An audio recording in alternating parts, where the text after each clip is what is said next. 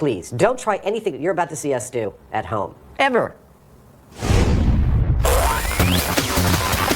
On this electrifying episode of MythBusters, Adam and Jamie take a humble water pistol to stunning heights. Can a water-powered stun gun really paralyze a perpetrator? No. Meanwhile, Carrie, Tori, and Grant tow two myths over the coals. First, firewalking, mythical mysticism, or scientific certainty.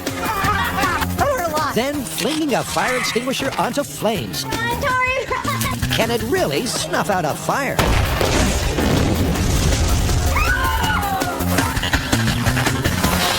Who are the MythBusters? Adam Savage. Get to the chopper! And Jamie Heineman. When in doubt, C4. Between them, more than 30 years of special effects experience. That was it. Joining them, Tori Belleci, Who's gonna lose their teeth today? Grant Imahara, There's one giant leap for MythKind. and Carrie Byron. I went from totally optimistic to a little sketchy. They don't just tell the myths, they put them to the test.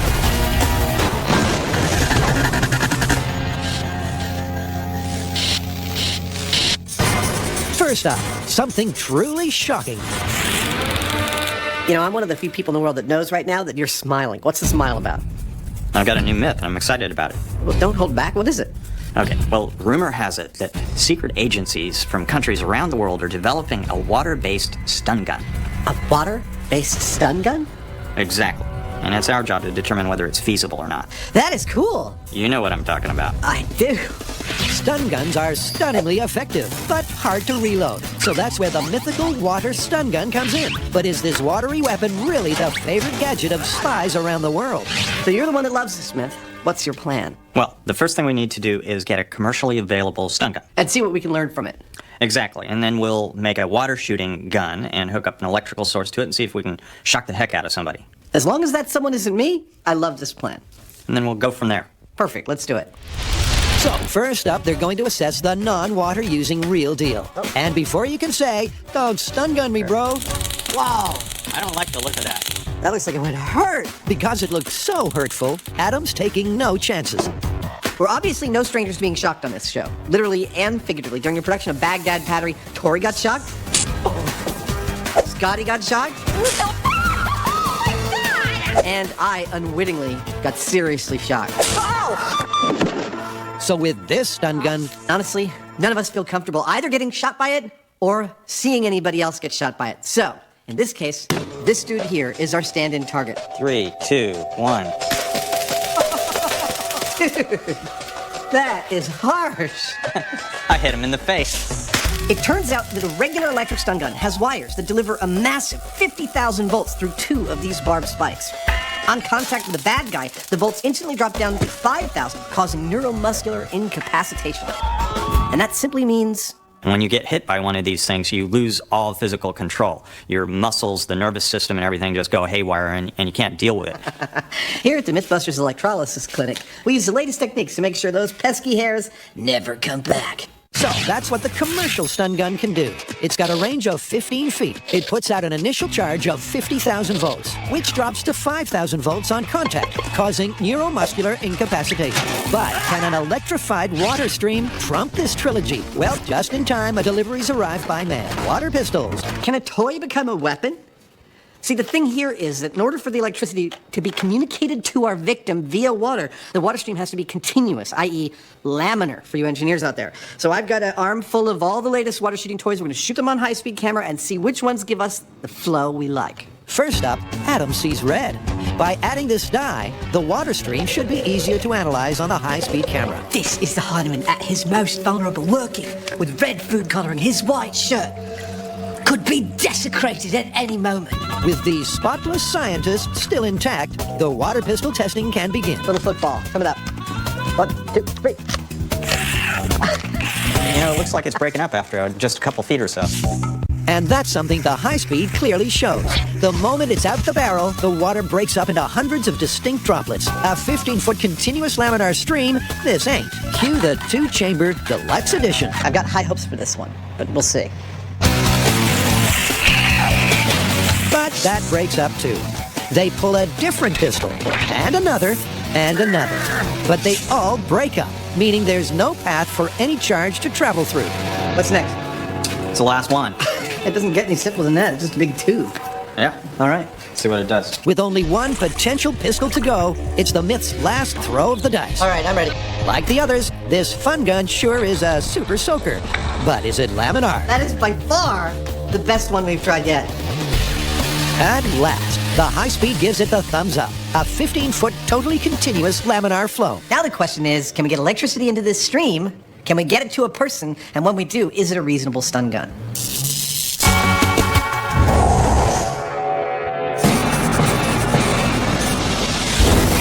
Okay, you guys, Adam and Jamie are doing a water myth. I think it's only appropriate that we do a fire myth. Yes! Time to let out the inner pyro. Fire!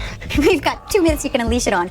First, if you throw a fire extinguisher into the fire, will it explode and extinguish the fire? Oh, that sounds dangerous. And second, we're going to be looking at walking on hot coals from a scientific perspective. Kick ass! I've always wanted to walk on fire. All right? Hold your horses, Tori, because first up, it's fire meets fire extinguisher. According to our fans, the myth goes like this. If you fling a fire extinguisher into a fire, the heat builds up pressure in the tank till it ruptures. Then all the retardant spills out and douses the fire.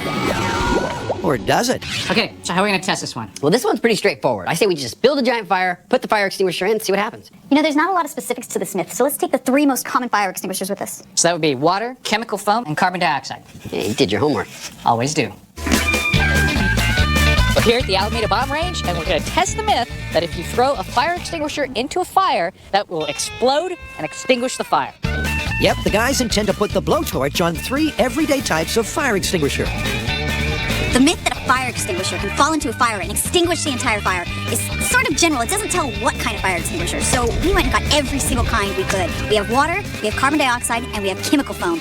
One of these might work. First up for the slide ride into the fire is the most common type of fire extinguisher, CO2. And to understand why carbon dioxide is used as a fire retardant, here's Fire Physics 101. Fire needs 3 things in order to burn: oxygen, fuel, and heat. Remove one, and the chain reaction fizzles out. Which is exactly how CO2 works. Being heavier than air, it blankets the flames, replaces the oxygen, and the fire triangle collapses. But if you chuck a high-pressure CO2 canister onto a fire, will it actually blow up and put the fire out? Now this one is under the most pressure, 800 psi, but it's probably the least likely to explode because it has a pressure release valve, and this prevents it from exploding. And carries cocksure, it'll be a fizzer. There is no way a fire extinguisher is going to fail so catastrophically that it explodes and then extinguishes the fire. But despite everyone's conviction, she and Grant hunker in the bunker, while Tori, with his pre-flight check complete, launches the CO2 tank. Ready? Ready? Run, Tori, run! And then beats a hasty retreat. Down the hill, Tori only just has time to get his breath back It sounds like something's hissing. Yeah, the safety valve released. before the experiment fizzles out, as the pressure relief valve does its job. And 15 minutes later, it's empty. It's a good testament to the safety feature that's built in there. It's designed in an overpressure situation, such as raising temperature, to vent all the CO2 safely. As far as this myth goes, it's busted for the CO2.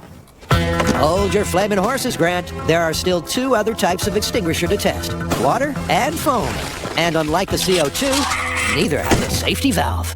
Next, Adam's shocked when Jamie unveils the AquaZap. When those water streams hit your suspect, ho-ho, they are yours, gift wrapped.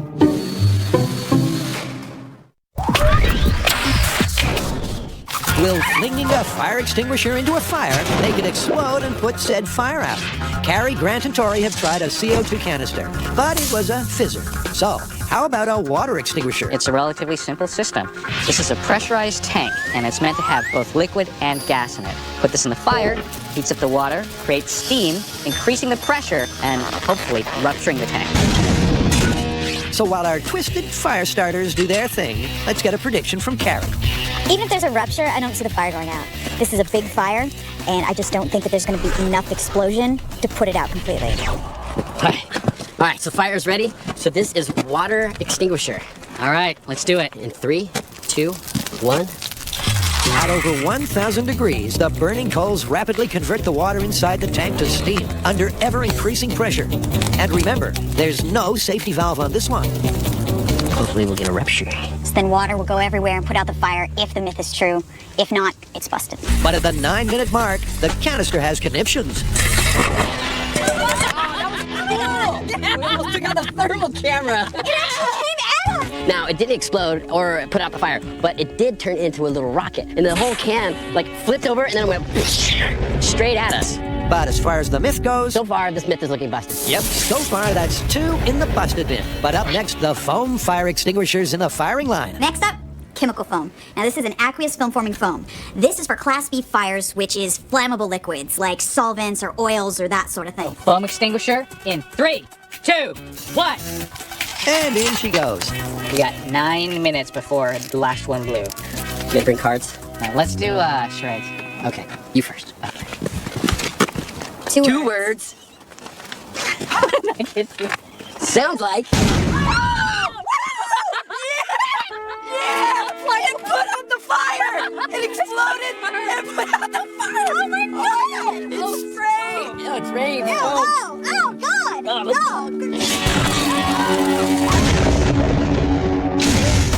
Yep, the foam-filled canister blew the fire into the next county. That was awesome!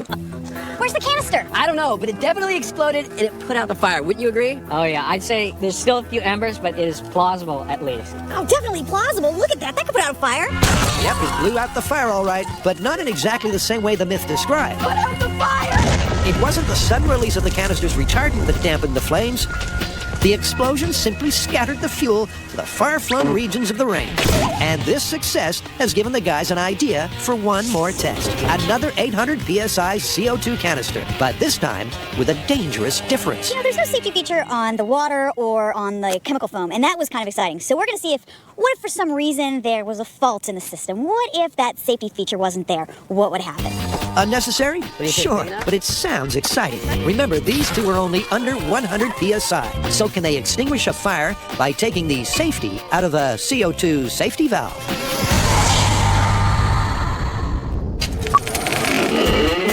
Adam and Jamie are on a mission to test the tall tale that secret agents have developed a water-powered electric stun gun. So it's water pistols at 15 feet. They've locked in the gun. Now they want to load it with electricity. So Jamie takes one water pistol and connects it to another. It's the basis for his water stun gun. To this, we're going to attach a stun gun to supply the electricity so that when we fire this stream of water, we actually zap somebody. That's why we call it the Aqua Zap. And Adam's already seeing marketing opportunities. Allow me to walk you through some of the finer details of the new AquaZap water suspect acquisition system. This will be worn on your belt in the field.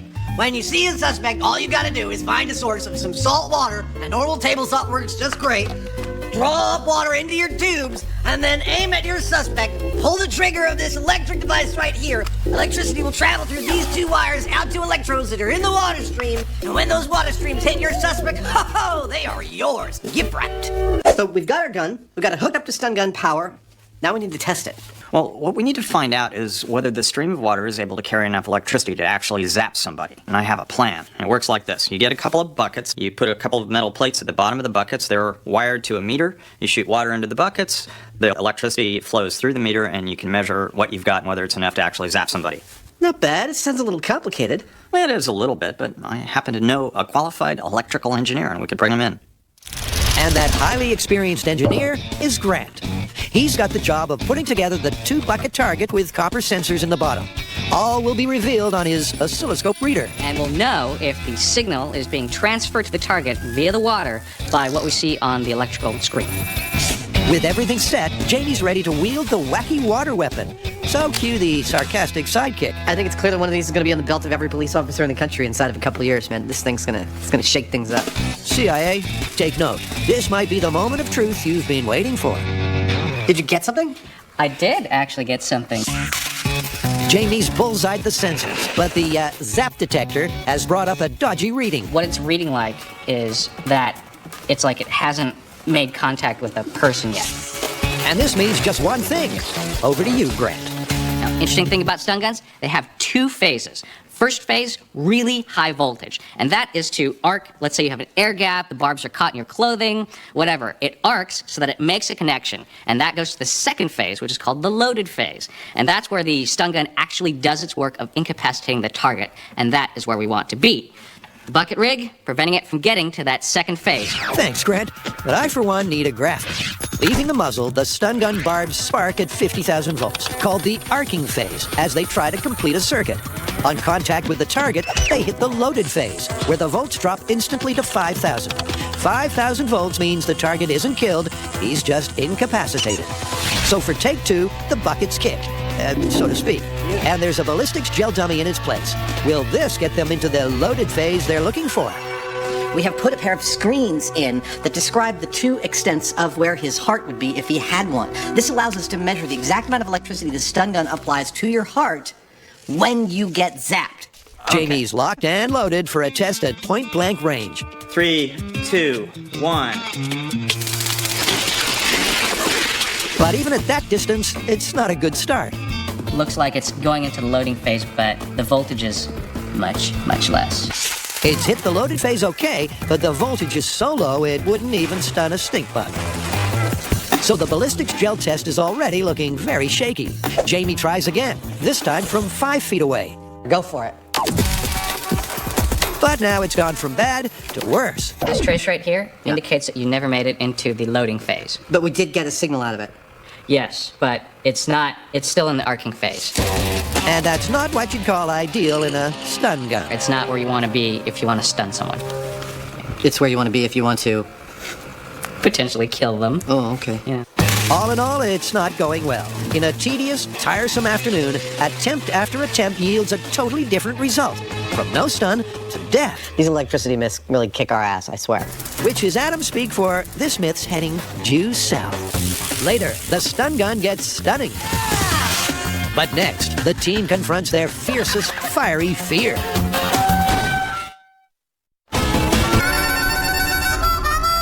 In 3, 2, Gary, 1. Grant, and Tori are tinkering with exploding fire extinguishers. But more on that later. Next, they're mulling over the myth that walking on hot coals is mostly a mind over matter. You know, I've always been really curious about firewalking. Yeah, me too, and I've seen people do it, but they're always in like a trance-like state. So I was wondering, is that something anybody can do? Yeah, is it mind over matter, or is it a technique based in science and ultimately an explainable phenomenon? Exactly. Well, first, why don't we go talk to some experts, find out how they make a fire, if there's a special way to walk on it. All right, let's go find some firewalkers. So how exactly do you walk on red-hot coals without searing your souls? Better to be rare than well done. Many MythBuster fans think it's all down to mind over matter. For reasons completely unknown to science, the dancers emerge from this ordeal entirely unharmed. Or is it a matter of science? And to begin answering these, oh dear, burning questions, Carrie and Grant take a firewalking field trip. So we're here on a fact-finding mission. We're in Sonora, California, and we're here to observe an actual firewalking class being put on by the Firewalking Institute of Research and Education. Hi, are you Tolly? I am Tolly. I'm Grant. Incredibly, Tolly teaches his students to walk across coals burning at 1,000 degrees. All right, 1,000 or 2,000 degrees, that seems crazy to me. It seems like you're grabbing a pan out of the oven without using oven mitts. Can you just walk normally across the coals, or is there some sort of special way to do it? Well, actually, the special way is to walk like you're walking down the street. You don't want to run, because then you'll be pounding your feet down into the coals. You don't want to stop. You want to take light steps. Well, it's easy to talk the firewalk talk, but let's see you walk the firewalk walk. Learn this in the Boy Scouts? I was never in the Boy Scouts. Carrie and Grant watch closely as the class carefully construct the perfect firewalk fire. From light up to step up takes just over an hour. But after collecting some daunting data, I'm getting a top of about 1,300 Fahrenheit. Carrie is convinced that what matters is not what's in your mind, but how hot the darn coals are. After measuring this fire at 1,400 degrees and hearing that after they rake it out, it only is going to go down to about 1,000, there's absolutely nothing so far that's convinced me that I'm going to walk on this. But that's not stopping anyone else. The students, in their zen-like zone, glide across without a single injury. But before the team test it themselves, Grant, for one, wants some hard data. I've seen it done, but I'd like to have a little bit more scientific backing before I'm willing to risk my feet.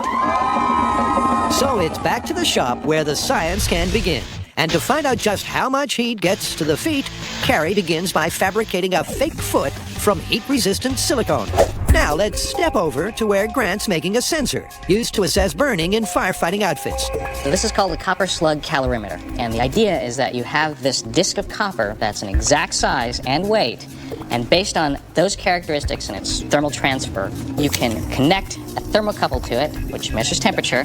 You'll be able to predict whether or not you're going to get first, second, or possibly even third degree burn. And once wired up, these copper slugs will transmit that temperature info to a computer. And with the sensors embedded in the silicone and the fake feet screwed to the bottom of Carrie's shoes, the team's ready to stroll across hot coals. All right, you guys, it's over 1,000 degrees, which is what we saw at the firewalk. You ready to go? Yeah, I see the coals glowing. Okay, go ahead. While Carrie crunches the coals with her silicone soles, Grant's computer crunches the numbers. Yeah! See, that wasn't so bad. No. All right, Grant, what'd you get? I got some really interesting results. And the first set of results up for analysis is the high-speed camera shots, showing exactly how much toe-touching time there is. So it turns out that my foot was only in contact with the hot coals from heel to toe for 9/10 of a second. And my full weight was only on it for 5/10 of a second. So right there shows you that might be one of the reasons that you don't get burned when you walk across hot coals, is you're not touching the coals for very long. And what about the temperature and burn sensor data? The interesting thing is that we don't predict any injury, first, second, or third degree burns, during a normal walk. So as long as she keeps moving, theoretically, you won't get burned. A theory backed up by this demonstration that the humble hot coal is actually very cool. Apparently, charcoal and ash are 4 times better at insulating